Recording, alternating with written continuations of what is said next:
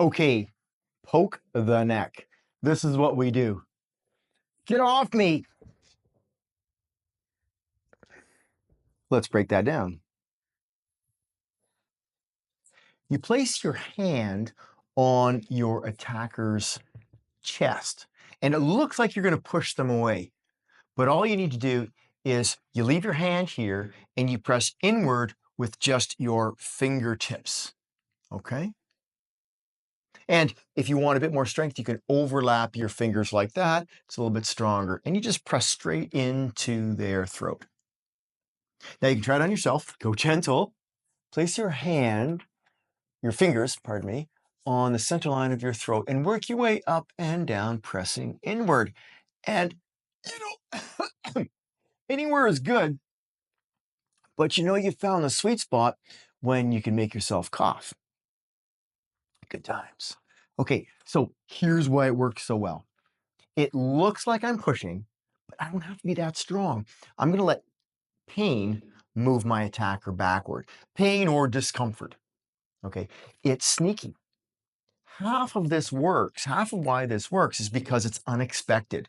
All of a sudden they've got pain there where they didn't expect it. It's also a good way to say stay back, because sometimes they just need a bit of a reminder that you've got boundaries. Hey, stay back. It does no harm. If I reach for their face, but I miss, if I land here, I can work from here. I like options. Sometimes, maybe you can't reach their face. This gives us an alternative. We reach out and we use what we get. Now, it can also turn into a fantastic way to control someone or subdue them to keep them from struggling, but we'll talk about that later. For now, we'll focus on the basics. And also, of course, once we lay hands on our attacker, once we know where the neck is, we can go north to find their face. So how hard do you press? Stand facing a wall. Excuse me, Bob, I need a bit more space. Stand facing a wall. Extend your arms and your fingers, and then stand far enough away from the wall so that you're just touching the wall with your fingertips. Now, place your palms on the wall. Let yourself fall forward. And you see that you're leaning forward just a tiny bit? Now, press off the wall. Just use your fingertips, but let all your fingers share the loads. Get a feel for that. Okay? Then try just 2 fingers. Overlap your fingers. See how that feels, right? Try just your thumbs.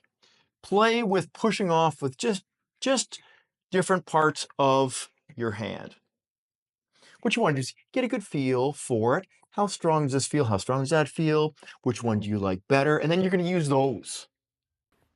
It all depends on your individual hand strength, and also depending on how you reach. If my thumb is there, I'm just going to use my thumb. If my fingers land there, I'm just going to use my fingers. So, how hard do you press? As hard as you can with what lands on their throat. Now on the street, hey, go wild. Why do we use this instead of, say, a push? Well, first off, your attacker is probably always going to be bigger, stronger, right? They're probably a little bit on the mad side, the angry side, and you don't want to get into a struggle. You want them to back off, and you want that to happen fast. This move is also deceptive. Often, it's the confusion that startles them. They don't expect being poked in the neck. And that makes them, what they do is they move backward to sort of readjust and figure out what's going on. That means you might be able to get away or reposition for something more aggressive.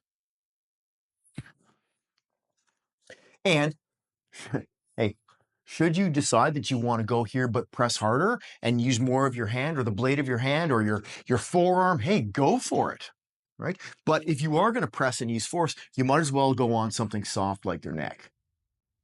The idea here is that we are pressing, like we're pressing and using that to our advantage rather than just using force. And I never want you to have to struggle or grapple or rely on strength.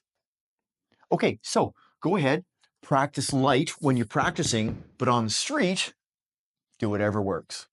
Here it is one more time. And this time, I'm gonna, come on over here, Bob, get closer. I'm gonna assume that they're really close already, and I don't have time for anything else. They're already here, and I just reach out and go.